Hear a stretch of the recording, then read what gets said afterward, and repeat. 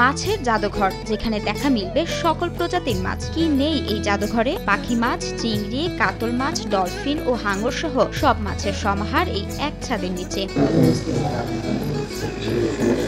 এই জাদুঘরে পানির জারের মধ্যে ডুবিয়ে সংরক্ষণ করা আছে পানির নিচের বিশালদেহী প্রাণী থেকে শুরু করে দেশীয় ও মিঠা পানির বিভিন্ন প্রজাতির মাছ।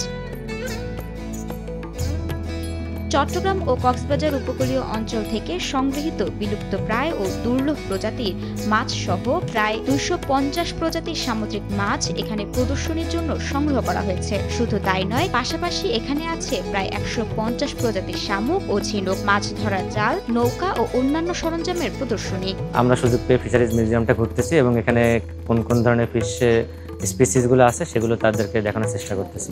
500 প্রজাতির বেশি মাছের সমাহার চট্টগ্রামের ফিশ মিউজিয়ামে। বিনা খরচেই দর্শনার্থী সহ সকলের জন্যই উন্মুক্ত এই জাদুঘর। বড় একটা রিসোর্স, এই ধরনের রিসোর্স বাংলাদেশে পাওয়াই মুশকিল। প্রায় 2500 বর্গফুট জায়গা জুড়ে থাকা চট্টগ্রাম ভেটেরিনারি ও অ্যানিমাল সায়েন্সেস বিশ্ববিদ্যালয়ের ফিশারিজ মিউজিয়ামে দেশের একটি ব্যতিক্রমধর্মী ও শিক্ষামূলক সংগ্রহশালা রয়েছে। আমরা আসছি হবিগঞ্জ কৃষি বিশ্ববিদ্যালয় থেকে। হবিগঞ্জ থেকে আমাদের স্টুডেন্টদের একাডেমিক কোর্সের অংশ হিসেবে এখানে ফিল্ড ট্রিপ ছিল এবং সেই ফিল্ড ট্রিপের জন্য আমরা সেবাসুতে আসছি। মিউজিয়ামে থরে থরে সাজানো বিভিন্ন আকৃতি ও রঙের বিচিত্র সব মাছ। মাছ সংরক্ষণের জন্য ফরমালিন, ইথানল, রেজিন সহ কয়েকটি রাসায়নিক দ্রব্য ব্যবহার করা হয়। এর মধ্যে ফরমালিন কম মূল্যের হলেও ইথানল ও রেজিনে মাছের নমুনা সংরক্ষণ করা তুলনামূলক ব্যয়বহুল।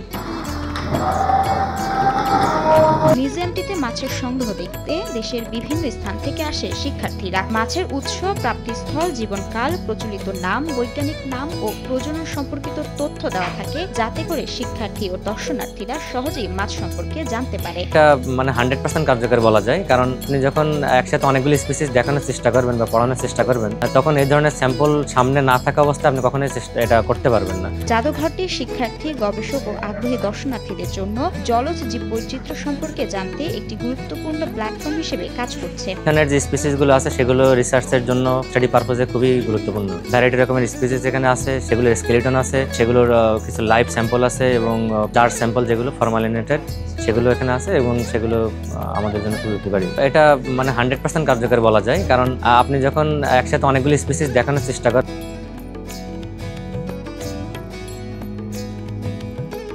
জীবনের সব আয়োজন এখানে একসাথে।